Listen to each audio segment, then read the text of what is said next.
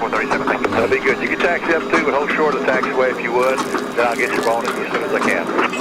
Okay, we'll taxi up, we'll hold short of Thank you very much. Olá pessoal, meu nome é Laerte Gouveia. Bem-vindos ao Sexto Air Sports, a nossa revista eletrônica. É um grande prazer estar com vocês novamente.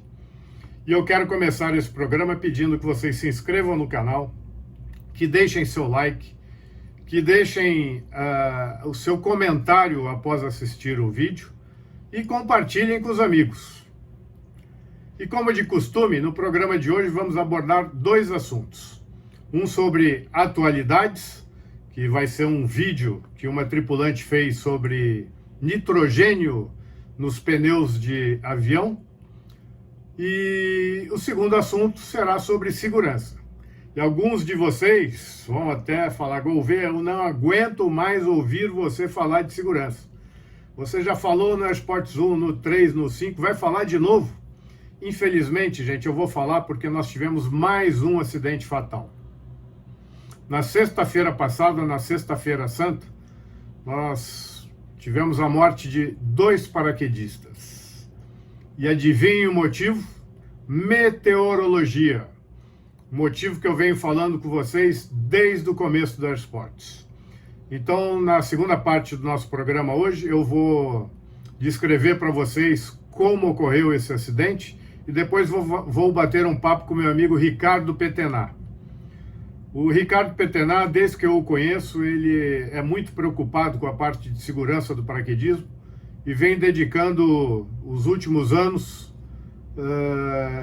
muito em função da segurança, da melhoria da segurança do esporte. Então a gente vai bater um papo com o Ricardo para que ele nos conte como anda a segurança do paraquedismo nacional. Então vamos lá, voltando para o nosso primeiro assunto, que é sobre este vídeo que circulou bastante aí essa semana nas redes sociais, de uma tripulante que quis fazer um vídeo sobre curiosidades da aviação e resolveu falar sobre o uso do nitrogênio dentro dos pneus de aviação. Infelizmente ela falou muito superficialmente desse assunto e acabou deixando muito mal contado o real motivo do uso do nitrogênio. Então hoje a gente vai detalhar aqui para ficar bem claro o porquê do uso do nitrogênio nos pneus de aviação. O primeiro motivo foi pela ordem que veio de cima, né? O FAA, em 1987, baixou uma portaria obrigando as companhias a não utilizarem mais o ar comprimido e utilizarem somente o nitrogênio ao invés do ar comprimido. E por que o FAA fez isso? Porque nas rodas de avião é muito comum a gente encontrar resíduos de fluido hidráulico. Vaza do freio, vaza do amortecedor, o fluido hidráulico é um óleo muito fino, então é muito comum ele vazar um pouco e deixar resíduos na roda. E como é um fluido que, como ele vaza muito, ele penetra muito também, né? Então, fluido hidráulico, oxigênio, que tinha abundância quando se usava ar comprimido, altas temperaturas e altas pressões fazem a fórmula ideal para uma explosão. Então, durante o pouso, era muito comum a gente ter pneus estourados em função dessa combinação de fatores. E que, após o uso do nitrogênio, o quadro mudou bastante. Hoje é muito raro a gente ver uma explosão de pneu durante um pouso. Todas essas normas da aviação que são mudadas, elas são mudadas basicamente em função de dois fatores: segurança e economia. E essa norma não foi diferente. Ela foi basicamente mudada por segurança pelo FAA, mas também por economia. Porque o segundo fator é puramente econômico. O segundo fator é que quando a gente colocava ar comprimido dentro do pneu, a gente estava colocando também umidade dentro do pneu. A umidade oxidava as paredes de borracha do pneu, né, as paredes da carcaça interna do pneu, e oxidava também a parede da roda de metal. Então, em função da longevidade, de se manter a longevidade dessa carcaça, se adotou também o nitrogênio, que ele colaborou muito para a longevidade dessa carcaça. E por que é tão importante a gente cuidar do estado, da boa forma desta carcaça? Porque os pneus de aviação podem ser recalchutados em até 20 vezes, desde que você mantenha uma carcaça bem conservada. Então, se a gente considerar que após cada recalchutagem, um avião é capaz de fazer até 300 pousos, olhem só a economia que o nitrogênio trouxe também na longevidade dos pneus. O terceiro motivo é cristalização. Quando a gente colocava esse ar comprimido com essa umidade dentro dos pneus, e os aviões subiam para as grandes altitudes e faziam longos voos em temperaturas por volta de menos 54 graus centígrados, essa umidade, ela cristalizava, formava cristais de gelo dentro do pneu. E aí, quando o avião vinha para pouso, o pneu vinha com uma temperatura muito baixa, né, e com esses cristais de gelo dentro, isso baixava muito a pressão do pneu. E aí a gente acabava tendo estouro de pneu por baixa pressão no pouso. E com a utilização do nitrogênio, isso também acabou. O quarto motivo é vazamento. Vocês vão falar, pô, vazamento, pneu de avião não é perfeito a ponto de ter vazamento entre a borracha e a roda? Não, não é vazamento entre a borracha e a roda, não é vazamento pela válvula, é vazamento pela própria borracha. O pneu de avião é feito de borracha natural, e a borracha natural, ela é porosa. Então, quando você coloca o oxigênio sob pressão dentro do pneu, devagarinho, as partículas do oxigênio são muito pequenas. Então, devagarinho, esse oxigênio vai passando pela parede da borracha, né, e vai fazendo com que o pneu perca pressão. Ao passo que o nitrogênio tem as partículas maiores, e essas partículas não passam pela parede do pneu. Então, você consegue manter a pressão do pneu por muito mais tempo. Então, a gente pode até fazer uma comparação com aquela bexiga que a gente enche em casa, a bexiga de aniversário, que você assopra e enche em casa, e dá 2, 3 nós até para que ela não vaze, e não adianta nada. No primeiro dia, um dia depois, ela já está um pouquinho mais murchinha, 2 dias depois está já mais murcha, e no terceiro dia já está bem murchinha. Por quê? Porque a parede da bexiga é de borracha, é bastante porosa e deixa escapar o ar. É um vazamento pela própria parede. E isso acontecia com os pneus de aviação quando a gente colocava ar comprimido. Agora com nitrogênio, que as partículas são maiores, não acontece mais. O quinto motivo é pelo fato do nitrogênio ser um gás inerte. Então ele tem muito pouca variação de pressão conforme a temperatura. Então, isso quando a gente tinha o ar comprimido, com a variação da temperatura, variava muito a pressão do pneu. Com nitrogênio, isso se resolveu. Então, hoje é possível você decolar aqui no verão, no auge do verão, com 40 graus do Rio de Janeiro, e pousar lá em Toronto, no pico do inverno, com menos 25 graus, mantendo a mesma pressão no pneu. Então, gente, esses 5 motivos foi que levaram a aviação a adotar o nitrogênio dentro dos pneus. Então, espero que vocês tenham gostado da minha explicação. E vou agora para o nosso segundo assunto de hoje, que, como eu disse, é segurança, né? Segurança nos esportes aéreos. E para isso vamos pegar como exemplo esse acidente que ocorreu lá em Manaus, na última sexta-feira, agora na Sexta-feira Santa. Durante a tarde, quando uns paraquedistas foram fazer um salto com 4 paraquedistas a bordo e com uma formação bastante significativa no horizonte. Até embarcar, subir no avião, o avião decolar e começar a subida, essa formação foi se aproximando rapidamente da área de salto. E quando o avião chegou a uns 6.000 pés, já começou um vento significativo. e o pessoal do solo avisou o avião que estava entrando um vento forte. O piloto avisou os paraquedistas e eles optaram por saltar. Talvez eles tenham pensado que o jeito mais rápido de chegar no chão era saltando, então falaram, vamos saltar e chegar rápido no chão para que antes do mau tempo chegar.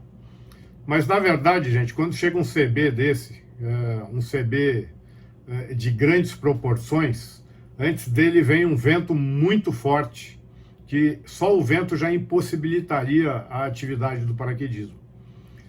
Mas mesmo assim eles saltaram, abriram os paraquedas e começaram a navegar para o alvo. Mas essa formação chegou muito rápido, chegou em cima da área. Eles pegaram um vento ascendente fortíssimo, um vento vertical ascendente fortíssimo, que os levaram para dentro da camada novamente. Eles subiram, entraram na camada, entraram no mau tempo, e aí ficaram tomando chuva e sob um vento fortíssimo. E se fosse aqui embaixo, teria até pedra de gelo, provavelmente. Mas lá eles devem ter pego uma chuva violenta, ventos fortíssimos, e foram cair muito longe da área. Um deles caiu na beira do rio, mas ainda em terra, e sobreviveu, não teve problema nenhum. Um segundo paraquedista caiu no rio, não tão longe da margem e perto de uma embarcação que o resgatou. Também se safou, não teve problema.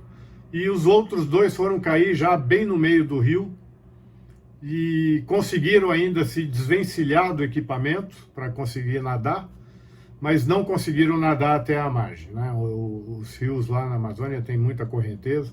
Infelizmente faleceram, morreram afogados, os dois.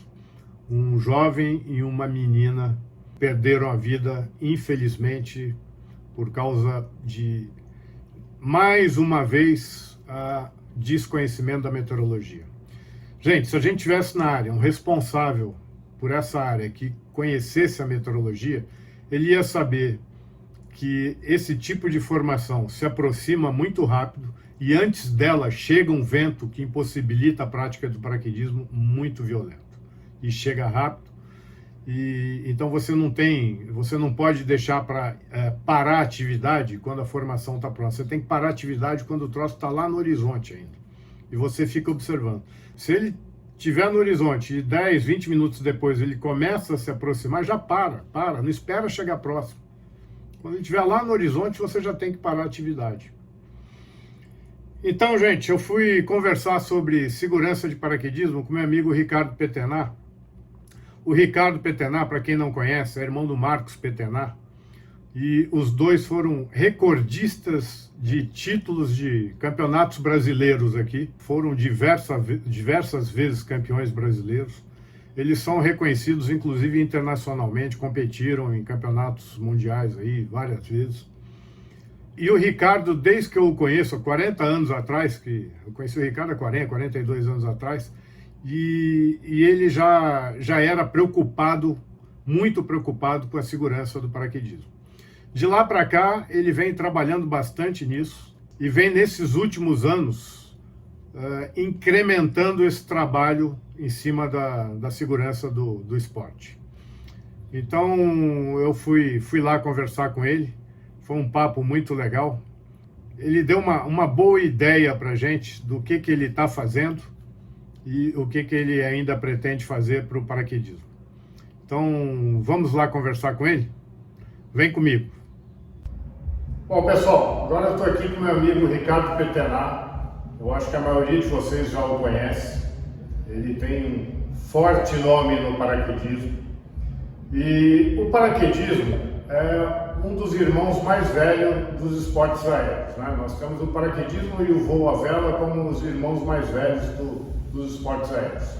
Então é natural que esses dois esportes tenham a sua segurança mais evoluída. No paraquedismo, o Ricardo é um grande responsável por isso. Vem trabalhando na parte de segurança operacional já há muitos anos. Conta um pouco para a gente desse trabalho que você tem feito há tantos anos e tem dado tanto resultado.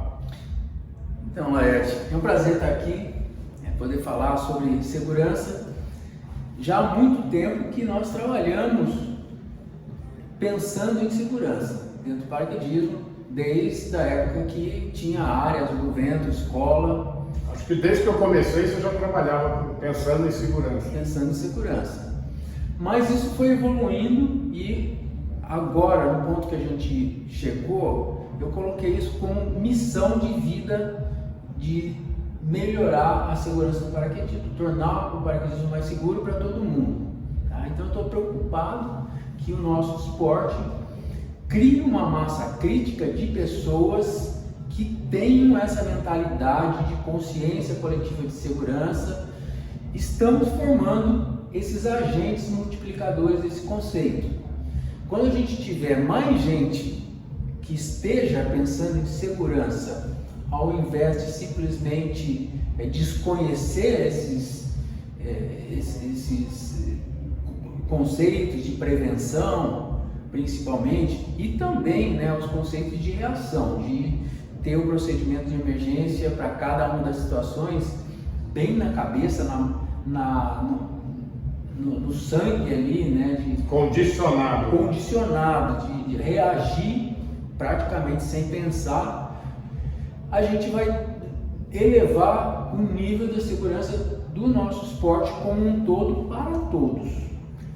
Gente, eu encontrei com o Ricardo aqui no Campo de Marte. A gente está aqui no Campo de Marte. Ele está dando um curso de segurança e é incrível. Eu fiquei impressionado que a maioria dos alunos não são alunos iniciantes. Tem gente aqui com 500 saltos. Tem dois que estão na faixa de 500 saltos. Então, olha que legal isso. O paraquedismo chegou a um ponto que existe essa consciência de segurança de voo e vem atletas de 500 saltos aqui durante um fim de semana fazer curso de segurança. Isso é muito bacana, né? Sim. E vou mais longe, né? A gente, no mês passado, nós fomos convidados para ministrar o curso lá no Paraguai e tinha 82 pessoas nesse curso. Foi patrocinado pela Federação Paraguaia. Entre esses, tinha 15 instrutores, instrutores com milhares de saltos. O objetivo foi uma padronização, os instrutores estavam aprendendo um padrão para que todos falassem a mesma língua. São várias escolas lá, como são aqui, né? Como a gente tem aqui várias escolas de paraquedismo, e a gente sabe que quando todos estão falando a mesma língua, né, o paraquedista entende mais fácil aquilo que você está falando. Agora, se um dá uma informação, outro dá outra, e o outro também fala o que ele acha, a gente começa a ter um problema. Você tem que ter uma central que gerencie esse trabalho, né, para todo mundo falar a mesma língua. Isso é fundamental. Pois é. E nesse curso particularmente, o que a gente... Ele foi evoluindo. Nós percebemos a necessidade de um curso de segurança voltado só para a segurança e a gente criou, há alguns anos atrás, o curso que chama Paraquedismo Mais Seguro. Mas ele era um curso teórico, era um curso de 2 dias como esse aqui, com o mesmo conteúdo, os mesmos assuntos, mas ele era teórico.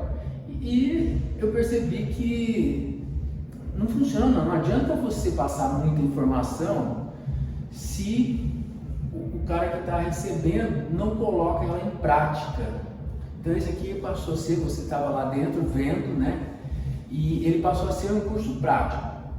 Se antes se falava que o rolamento é assim, assim, assado, hoje a gente faz rolamento o dia inteiro. Agora eles já estão praticando rolamento novamente. Eu estava assistindo lá e é muito legal, a parte prática é muito bem feita. Inclusive coloca o pessoal suspenso e cria uma tensão, né?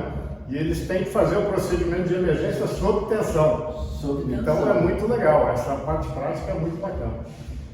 Deixa eu te perguntar uma outra coisa. Eu venho comentando nos Air Sports anteriores a respeito da segurança de voo em outros esportes aéreos, né? Como no paraglider, por exemplo, no paramotor. Eu venho dando algumas sugestões no sentido de que a gente tenha cursos teóricos de meteorologia e circulação de tráfego aéreo, porque a gente tem visto muito incidentes e acidentes evitáveis em função do desconhecimento dessas duas matérias. O que você acha disso? Eu acho que é fundamental.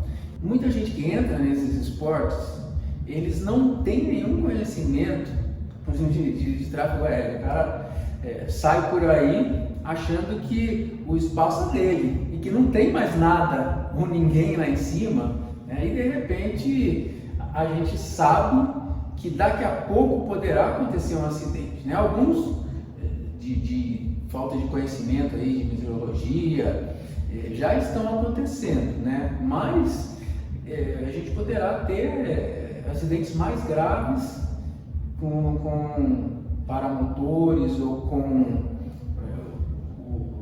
outros esportes que o praticante esteja...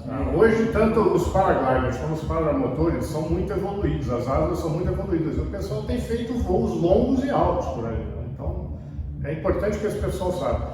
E a parte de meteorologia também. A gente tem tido acidentes, infelizmente, vários acidentes por causa de condições meteorológicas adversas. E, infelizmente, tivemos agora até um ontem no paraquedismo em função de condições meteorológicas. Então, isso é muito sério, gente. É bacana se a gente conseguisse, né, levar essa teoria para todos os esportes aéreos. Sim. O paramotor, eu estou ligado ao paramotor, embora eu não seja um praticante, mas juntamente com o Rogério Martinatti, que é paraquedista, o Rogério começou a voar de paramotor.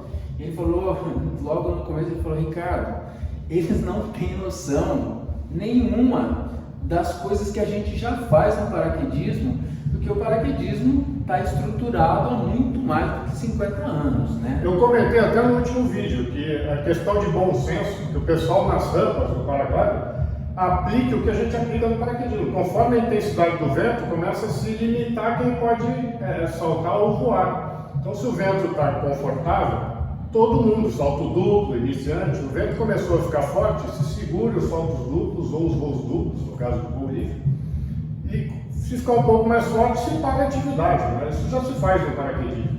E nas rampas, não são todas as rampas que a gente vê fazer isso por aí, e a gente vê muito acidente por causa disso.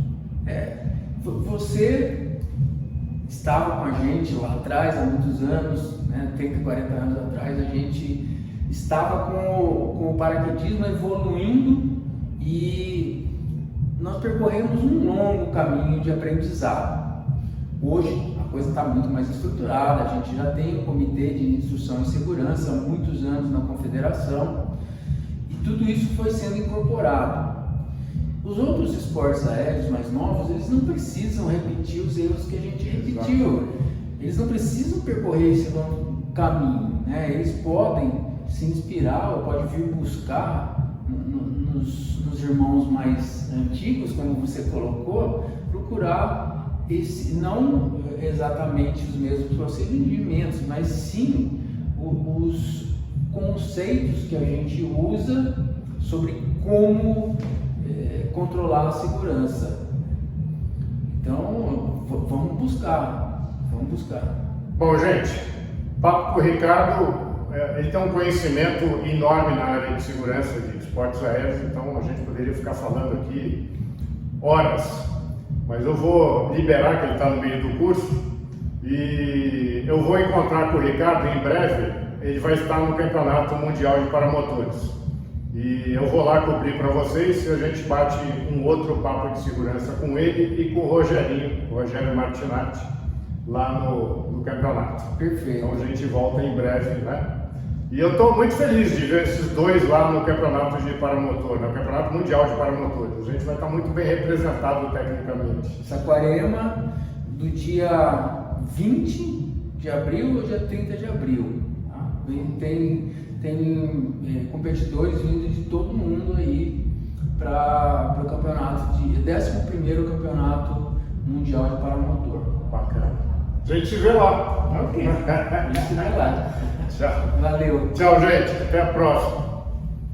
Bom, pessoal, assim nós terminamos nosso 6º Aerosports.